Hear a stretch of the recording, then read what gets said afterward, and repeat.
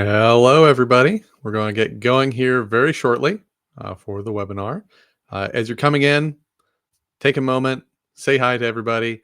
We've got in the chat window, you can go ahead and drop any thoughts. You're welcome. Where you're calling in from. Well, I like your name. Uh, yeah, just drop in there. There's also, I'm going to pull a poll up here as people are coming in. Just something to get you some engagement, something to do while we wait for everyone to log in. You can find this all of the things you can do right now will be on the right hand side of your window. There's the chat where you can chat with everybody. There's the poll section here.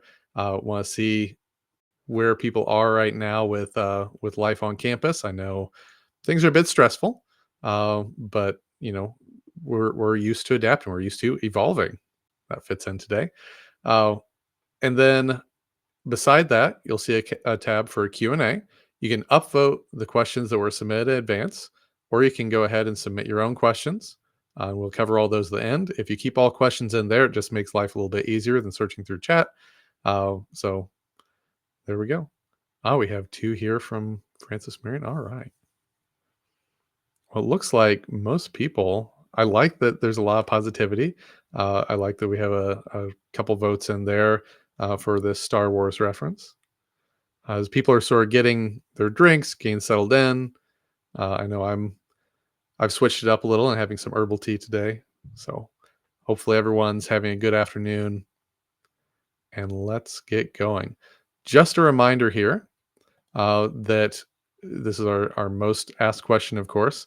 The You'll get email tomorrow. It'll have the slides. It'll have the recording. One of the great things about our new webinar and engagement platform here is that you'll have some snippets. So if you want to see just a certain piece, that you can watch just that. It's much easier to find what you're looking for. So hopefully you're all going to enjoy that. Well, today we're going to be talking about evolving. How's student search evolving? How are students evolving? Uh, Students know they have the upper hand here, that colleges need them more than they need college right now, honestly. There's just so many pathways. There's so much pushback, negativity about education that I would say 99% of is unwarranted.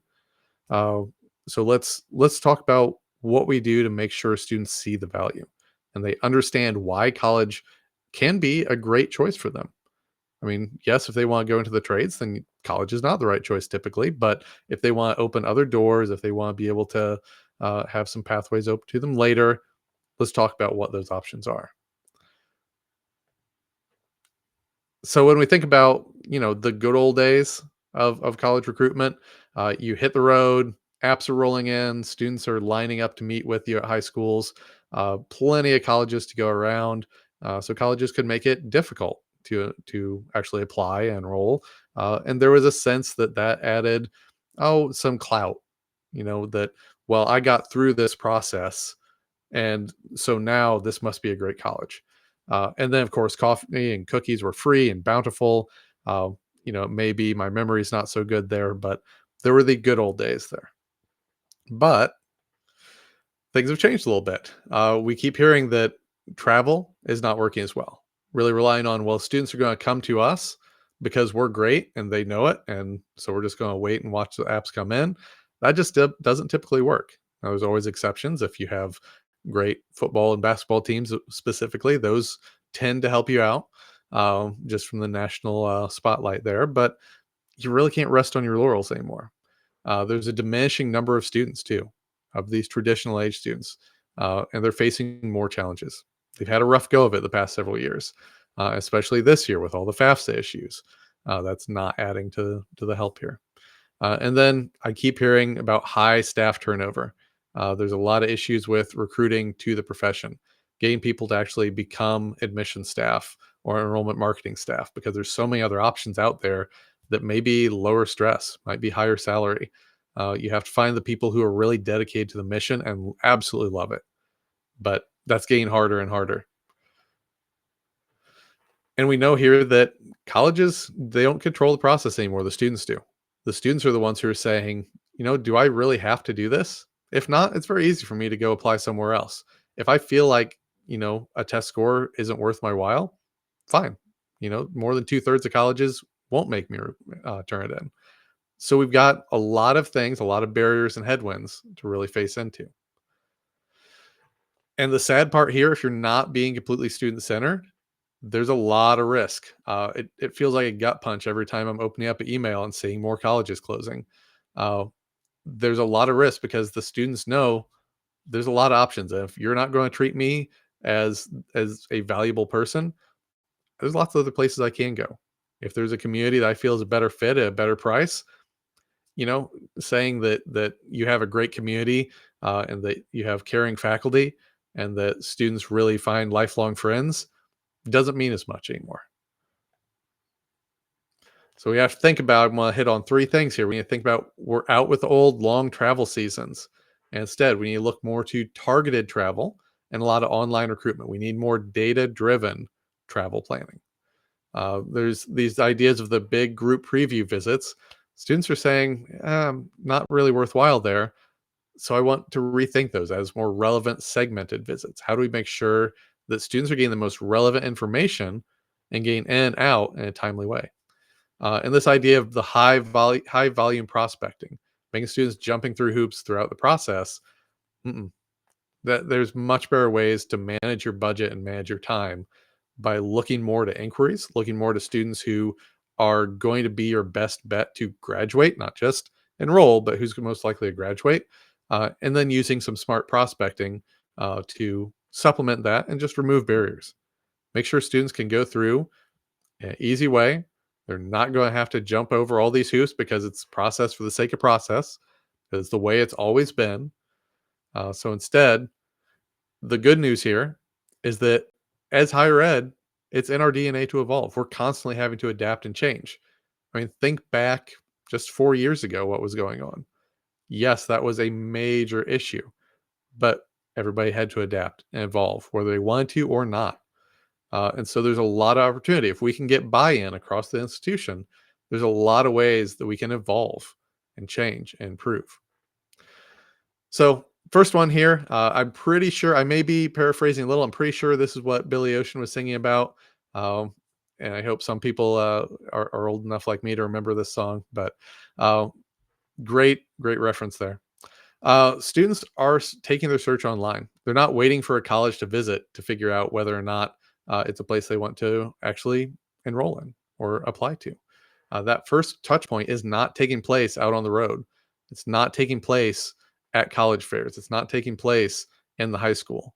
They're searching colleges online, whether that's on the website, on social media, on niche and other platforms. They're going online, doing their research, and then coming back to visit, go to a college fair. They aren't just going there to learn. They're going there to sort of test their assumptions, answer some specific questions, things like that. We also have this idea of window shoppers. So it's the students who aren't inquiring anywhere. They're doing all their search online and then choosing to where to enroll without ever talking to anybody. They're hanging back. They're doing their search on their terms. And then, of course, if they can't find that answer online, they're not going to just wait around forever to get that answer. They're going to move on. So if a website, if your social, wherever is not geared towards students first, prospective students first, and getting them the answers they need, then they're moving on. They're going somewhere else. They're not going to wait. When we ask students why they meet with staff and visit their high school, it's not to learn about colleges they didn't know about. They're already interested. They're learning about specific programs. They've already applied even. They want to know the specifics. It's not necessarily just to get out there uh, and learn more about, well, what are all my options? That used to be the way. When I think back to my own college search, we had dial-up internet. There was no going and searching anywhere. You met with the reps who came to you, or you went to the college fair. Not anymore. The students are not meeting with admissions rep to be enticed into applying or visiting. They're coming to inform their choices. They've already decided, here's my short list of what I'm thinking of. Um, yeah, Wendy, we have a question here.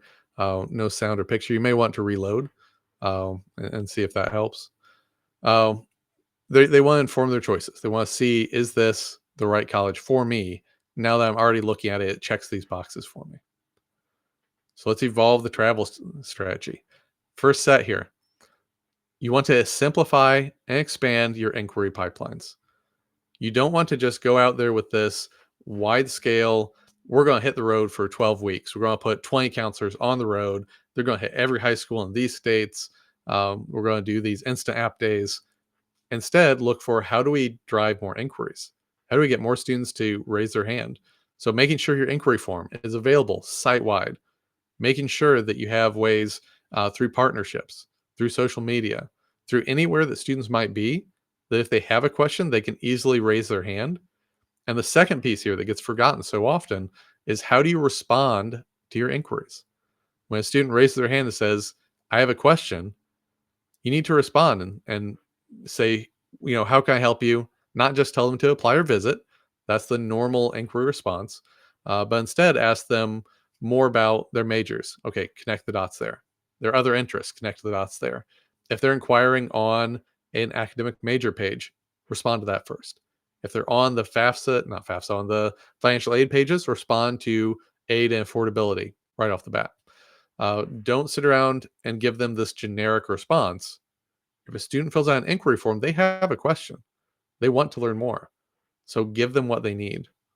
And your website, and I hope we have some leadership people here who can take this back to faculty, of course, but the website has to be built for um, for prospective students.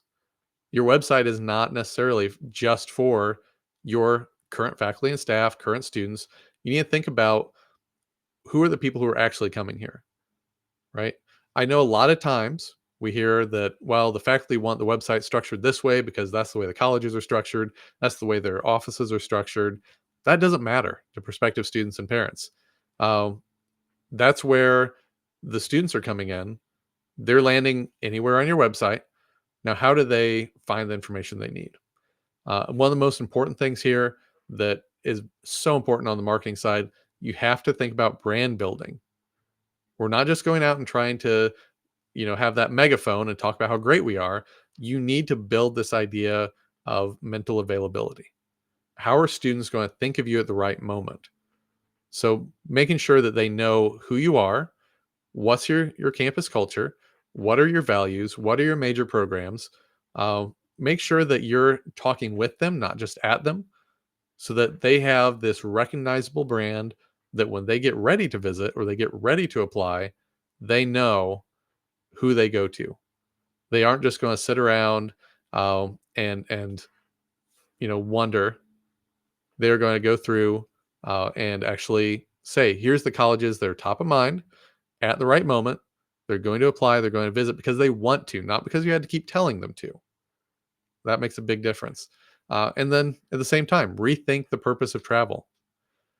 There's a massive budget behind all the travel with equipment, your cars, hotel rooms, the college fare fees. There's a lot of budget and time of these counselors who could be on campus tied up in travel. So instead, you need to think about where are our pipelines. First step there, you have to do the market research. You have to know where are the actual pipelines, not just, well, we typically get students from this high school. Well, it could just be because they're 5 miles from you. So, of course, you are. That's why I always say build partnerships that you have the great data that you can go back and say, we want to look at what high schools are we getting the most traffic to. That's one of the things that we do here at Niche. I know other people can help you as well. But look for where do we get our pipelines? Where are students looking for us already? Not necessarily where do they enroll, where do they apply, where are they coming to us? Because if you have a lot of students coming to you and researching you, and you can get this from your Google Analytics, hopefully you're on GA4, but you can get this from Google Analytics and see where are we getting a lot of traffic, and then compare that. Where are we getting our apps? Where are we getting our deposits, our enrollments? Because if you're getting a lot of traffic from a certain region, whether that be a city, a metro, but you're not getting the apps, there's a disconnect there. Okay, how do we talk through that with students?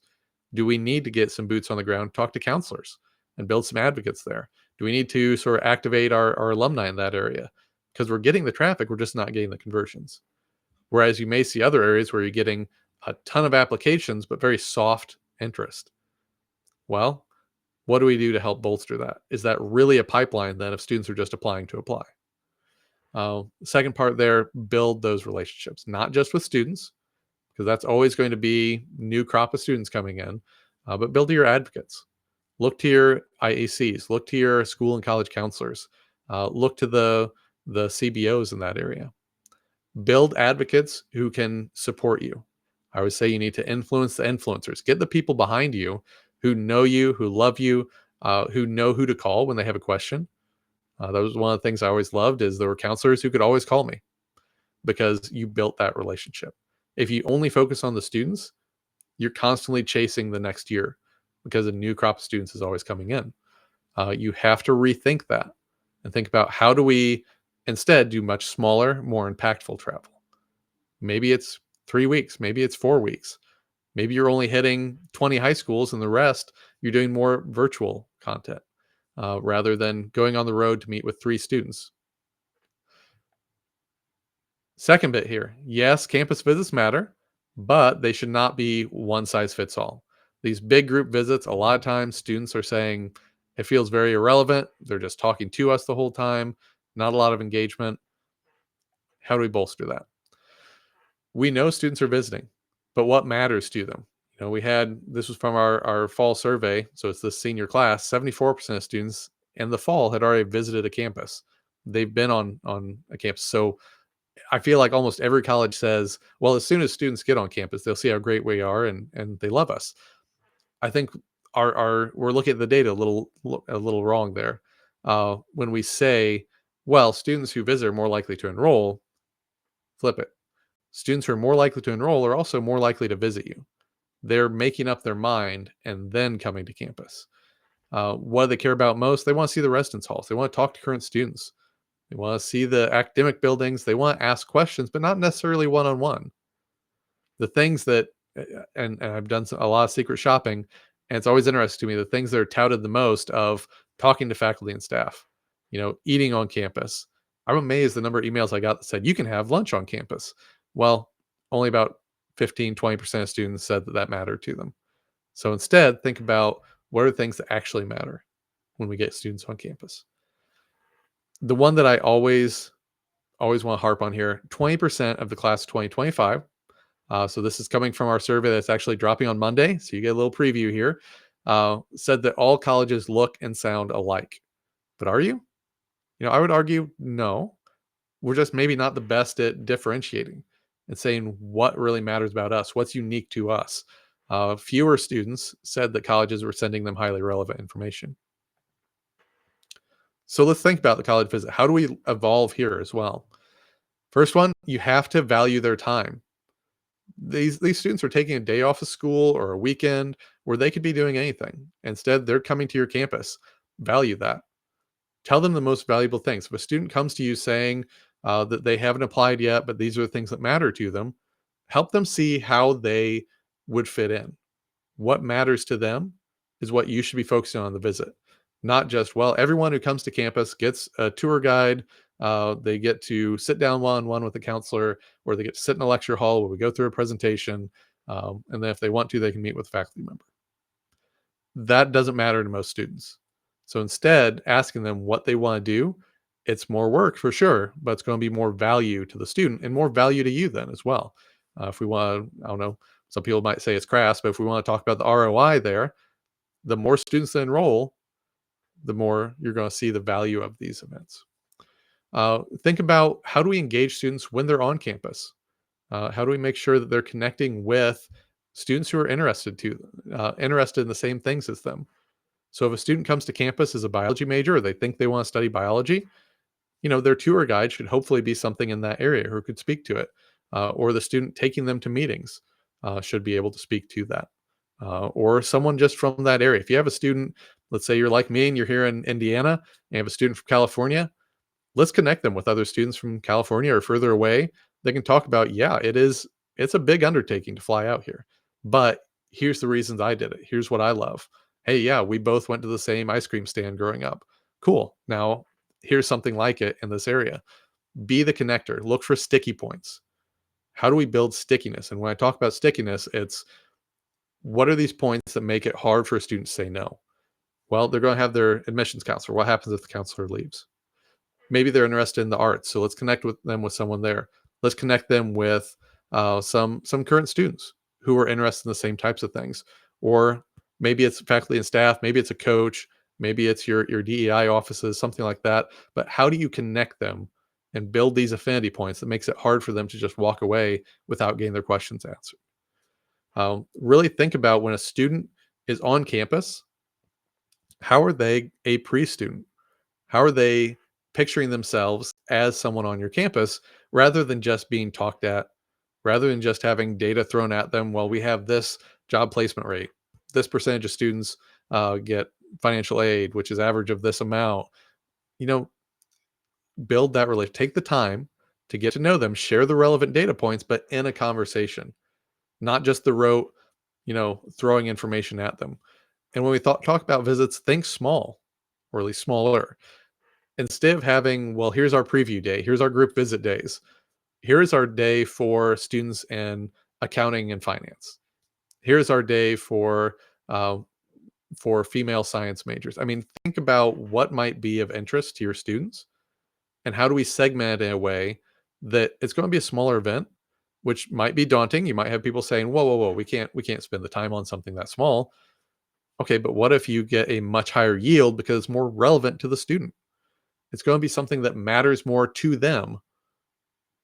Get the faculty on board with that, show them that it works, measure the impact, and then iterate. Do a few to start with. All right, let's keep building it out. Let's keep making smaller events, more segmented events. How do we make sure it's the most relevant we can make it? Last one here. We need to drop this funnel analogy. We need to spend more time on fewer students instead of this wide funnel where we want to dump as many names in the top as we can. We're going to buy the name of every freshman in the state of Indiana. That's not worth your time. You're spending a lot of time and effort on students who were never interested in you and never likely to enroll at all. The number of students has decreased, and we know that. We know that demographically, but the behaviors they're taking are increasing. They're inquiring at more colleges. They're applying to more colleges. That hurts your yield. You know, if you're admitting all these students who aren't ever interested in you in the first place, they're just applying because they have to, or because they can list up to 10 colleges somewhere, then you're spending a lot of time on students who don't, they aren't going to enroll. They aren't looking for your type of institution. That's why it's important to look for students who want your type of institution, your programs. They're going to be a good fit.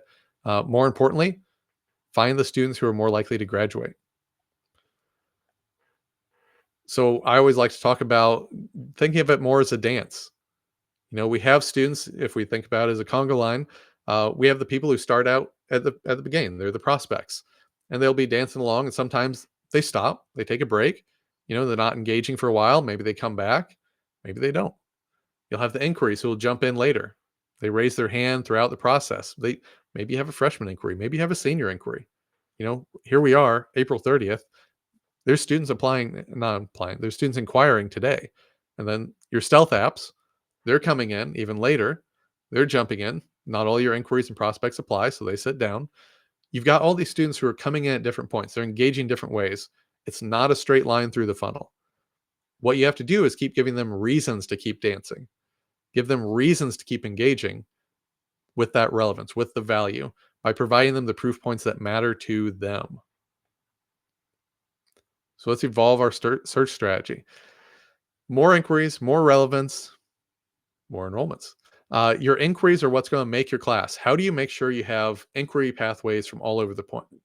Your prospects are there to supplement.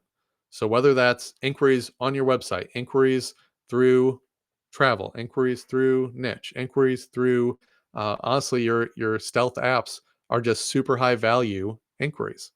They're the students who did enough research, enough window shopping to come in later and just apply. They like what they see. They didn't need to talk to anybody, and then they come in. So you need to have more pathways, more options to bring students in, and then engage them with relevance. You need to know what they're inquiring about, where they're inquiring. Keep your form simple, but then have these supplemental forms in your follow up. So that way you can keep engaging with them. And then use more data to find and serve these students. Learn as much as you can about them. They expect it, they know it. They've been around, their entire life has been people knowing an enormous amount of information about them and then serving relevant ads. They're used to this. Use it in a good way to provide them what matters most to them. Think about, instead of this funnel, you want a bunch of students for a few enrollments, try to build a cylinder. Focus on who is likely to graduate and then look for those lookalikes, look for those behaviors. Where are they coming in? What's going to work best there? You want the students that you're going to spend the most time on, so the most interested students, your inquiries. These are students who took the time to say, I have a question, I'm interested. Really spend a lot of time on them rather than sending out view books and postcards to 100,000, 500,000 prospects. Instead, really spend more time and energy on those inquiries, on those stealth applicants. Skip the line. We have more and more students saying that the barriers are in the application. It's a pain. They don't understand what things mean. They have to submit a lot of things. This is where direct admissions is coming in and why it's so popular with students, because they know, why should I have to jump through all these hoops if you already accept 90% of students, 60% of students, whatever? Why should I have to jump through hoops if you're going to accept me anyway? Instead, make the student feel special and go straight to them and give them that offer. If I'm a 4.0 student, where am I getting denied from? Right? There's a handful of colleges. So instead, go to them and say, here's why we think you're a good fit. If you're interested, here's how you take the next step. We had several questions submitted in advance. On that Q&A tab, you can submit more questions. Will, we had one come in here. Yes, the slides, the recording, everything you'll get tomorrow in your inbox. So we'll go through that. So we had quite a few questions, and I will pin these to the screen as we go. First one here from Autumn. What's the best way to increase the funnel without name buys? And I hit on this some, really driving more inquiries, making it easy on your website to inquire, and then making sure that you have ways to track and respond to those. So know where they're inquiring from and respond to that will certainly help, because then students are going to learn, here's the colleges that are most responsive. Here's the colleges that will actually answer my question. Make it easy to acquire, make it easy to apply. And then you don't have to worry about going out and buying. And with name buys, I'm assuming you're meaning massive prospecting. Instead, look for, how do we make it very easy for students to go ahead and raise their hand, say they're interested, or fill out an application with the least amount of pain possible. Looking for diverse inquiry partners. So getting off your own site, how do you get it out there? Working with your social media teams to make sure you can go ahead and do, how do students inquire from TikTok? How do students inquire from Instagram, which is where they're mostly doing their college search? That's going to be some valuable pieces there. The other piece would be making sure that students know how to get their questions answered. So again, that influencers. If they are going to be talking with their guidance counselor, their school counselor, their IEC, their CBO, I feel like I've got acronym soup going here. Make sure that those people know what kind of students you're looking for, so they can direct students to you. That's not going to be huge volumes, but what that's going to do is build that trust as well, that they have this advocate telling them, I think you would be a great fit at this college. So let's see what the options are there. Where is the best place to put your energy when you're a small internal marketing department? Good question, Stephanie. I'm going to make an assumption here, so you can go into the chat and correct me if I'm wrong. But with we're talking about small internal marketing department, I'm also going to assume here that we have small budget. So when you're thinking about how do you get your name out there, if you have not a lot of time, not a lot of budget, don't spend all of your time and energy chasing after this class and really trying to convert these prospects and these inquiries. I would say if you have a small team, almost ignore the prospects. I know that's not popular, but have some nurture flows to convert them to inquiries. Don't do a ton of prospecting. Instead, how do we respond in valuable ways to our inquiries? And then how do we do brand building? So how do we make sure to get our name out there in front of students, in front of parents, in front of counselors, And that's where you can go to some partnerships, niche, other platforms as well. Doing some very targeted digital marketing. Don't go out there and spend 100 grand on Facebook ads. That's not going to be a great use of your time by itself. Instead, how are you getting out there with the right messages about who you are and about what your culture is? That can be done on a shoestring when you have a lot of student workers who are creating video content, when you have students who can actually be out there advocating for you on Discord, on Reddit, or wherever else. Um, you don't necessarily need massive budgets there. You just need passionate students and alumni. If they can be out there singing your praises, that's going to build that. I used the term earlier, mental availability, that will help you stay top of mind to students at the time uh, where they're going to be actually applying and choosing where to visit. Um, so when you have a small department, always be doing things that are building that inquiry pipeline. How do we get students to know our name, know what we stand for, know who we are, and can take actions later instead of saying, well, we need to constantly be chasing all of our applicants. We need to be chasing all of our this year's current inquiries and ignoring the others. You're going to exhaust yourself spinning a wheel then, and you may feel exhausted. Um, so instead, look for how do we make sure we're building our pipeline of actual committed interest and then nurturing them through. All right. Next up, direct admissions here to say from Judy, absolutely. Students say they love it, they appreciate it. Um, every program's slightly different, so I don't know that all of them will last. Um, I mean, I can tell you more about niches if that's something of interest, but uh, direct admissions is a pathway students appreciate. They know that the majority of colleges accept the majority of students.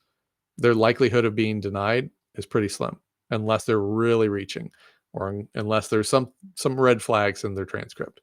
So instead, how do we actually recruit students? How do we go to them, make them feel special, get in front of them with an offer, with a scholarship up front, and make sure that they know they can make a choice that's going to be best for them?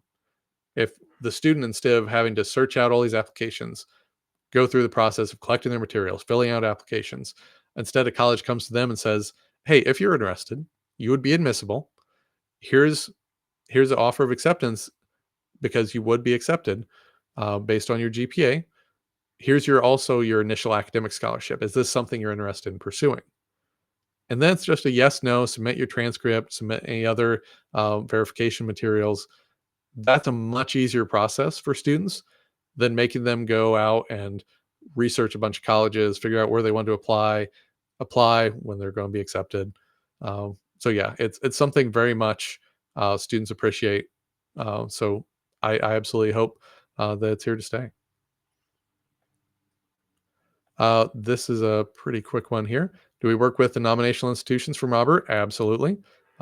Niche works with any institution that feels like they're a good fit. Uh, so yeah. Okay. Have some more questions that are coming in. I think I saw one in chat as well. Yes. So how does Niche help increase inquiries? So Niche is the most visited platform for college search. Um, so right off the bat, students are coming here with the express idea of researching colleges. They want to know what's going to be my best fit. Reading student reviews, uh, seeing all the data on the colleges. Niche partners, you have your album of photos as well, your videos. You have your custom CTAs driving back to your website, and the students can basically build their list and manage their search all in the platform or the mobile app, where they say, here's the 5 colleges I'm interested in. I've applied here, I've inquired here, I haven't taken action here. And then they move through the funnel. Now, if someone says is a niche partner and that student says, yes, I want colleges to contact me, then that student would be passed on as an inquiry. The part that I loved when I was on the college side is a lot of students are looking. I was at a small college. A lot of students are looking at our peers, but might not know about us yet. So we know they're looking for our type of college, and students have the option to say, I would also like to hear from colleges similar to the ones on my list. So if that's the case, then that student can go ahead and be passed on as as a cross interest prospect. This student is looking at one of your peers, one of your competitors. They're looking for a college like you, but just haven't acquired to you yet. So now you can get in front of them and say, hey, have you thought about us? Here's the ways we differ from our peers. Here's the things you love. Would you be interested in learning more? Great way to get in front of them. Um, yeah, Stephanie, love that. Using students to help tell the story, build brand awareness. The more you can build students into your conflows, we keep hearing from students. And you'll see this next Monday. Another plug here. The annual junior survey drops next Monday. Um, we keep hearing from students that current students on a campus are significant influencers of their interest. They help they help play a big role in where they choose to enroll, where they choose to apply, to visit. So the more you can pull students in, the better. The plus there too for the student is that that's doing some resume building. They're learning valuable marketing skills, communication skills, technology skills, um, actually getting their voice out there. So definitely a great call there. Next question up. What are some ways that counselors can engage with students online in addition to in-person interactions? And Rufus here, if you can clarify in chat, are you saying like admissions counselors on a campus or school and college counselors on actually in a school? If we're talking about admissions counselors on a campus, I would say the best ways is make yourself available. Having regular office hours that are publicized where a student can drop into a chat and check in with you. That's not going to be a preference for most students, and that's okay. But if you can get a few students who really do prefer that, that's a way you can engage with them, nurture them. Making it easy to text with them, making it easy to email them. It doesn't always have to be you going out and taking that first step. The easier you make it for students to come to you and raise their hand and be interested, the better off we are. You know, let students take that first step sometimes. On social, if you see students, if you're doing some good social listening and you have students who are saying, hey, I'm really interested in this college. What do people think? Have your counselors jump in there. Not just with the sales pitch, of course, but with, we've got these programs. I'm happy to help connect you with some current students who might be able to talk more about it. Or, hey, here's my email or here's my text line. Get in touch. Uh, you don't always have to make it difficult for them. So hopefully that's what for there. All right. Okay. Next one up here. How would you leverage Google searches to serve prospective students? Um, that's a two front. On the SEO front, making sure that you have pages that are geared to answer student questions. So if students are asking, what are the best programs at Indiana University? Do you have a web page on your site that answers that question? That's good SEO. So doing good listening, doing good SEO keyword research, how are we making sure that students and parents are organically finding us and we're able to answer those questions? There's some great tools. You can do it for free, honestly, just within Google by seeing what else other people ask or just looking for what autofills. And that's a way you can get to some of that. If you want to get into other tools, there's SEMrush or SEMrush. That's one that can help you. It does a lot of other things. Your institution may already have that. I don't know, Leslie, if you're in marketing or admissions. Um, Other things, there's a tool called Answer the Public, which will show you the most asked questions around topics, and you can help answer those. That's good SEO. On the other side, doing um, doing some paid search. So when students ask specific questions, do you have ads targeted to those? And I always say, don't buy your own keywords, don't buy your own name, because students will find you already top of the list if you have good SEO. So why pay a bunch of money for that? You can do some competitor overlap, but just looking for how do we have ads targeted to the most frequent questions to make sure that you're showing up and actually answering that question. I've seen plenty of bad ads where the ad does not answer the question. It's not related to it. It's just telling people to apply. And that's not why people search, unless their question is, how do I find this application? In which case, you might want to look at the structure of your website. I think that's going to do you better than spending a bunch of money on ads. So hopefully that answers the two front there. Uh, all right. Can you talk more about the future of the website and focusing on prospective students? There is a lot of dead weight. Yes. Uh, so when you look at your website, is it structured based on your org chart, or is it structured based on what people need and want? So step one, I always say if you have, and this is probably pie in the sky for a lot of people, but if you have a recording tool, something like a Hotjar, um, blanking on the other ones, but you can look at user recording software and find some good ones. You can sort of see the pathway that people take. You can see, okay, if we look at users who landed on our financial aid page, where's the next place they went? What was their next action? Were they bouncing? Were they having issues with it? That's a way of kind of structuring some of that flow. The thing that I think we get hung up on so much is, okay, everything tears down from the homepage. The homepage, yes, that is the most common landing place. That's not going to be how everybody flows through your website, though. Yes, you need everything, all your most important things on the homepage, and not just, hey, here's upcoming news. Hey, here's the alumni. Here's how you can make a gift, because that's not most of the people who are coming to your homepage. It's how are we answering questions for prospective students? Do we have an easy way to inquire above the fold on the web page, on the homepage, on every page? Do we have an easy way to inquire on every page above the fold? It can be in a sidebar, it can be in a header, as long as it's easy to find and not just one of 20 links in the header. So look for that. Uh, when you're looking, you can also do it in Google Analytics. If you're looking for sort of the flow through your website, you can see, okay, students land on the homepage. For them to find this piece of information on the exit page they were looking for, they had to make 20 clicks. Okay, how do we make it easier to get to that right up front? If you're seeing a lot of people looking for current year tuition and fees, and spoiler alert, they are, uh, then make that very easy to find off the homepage. Be upfront about it. Don't try to hide that. Say, here is our tuition and fees for the 2024-25 year, but also here is our average financial aid package. Or based on these academics or these income ranges, here's the average financial aid package. That's even more relevant. That's even stronger.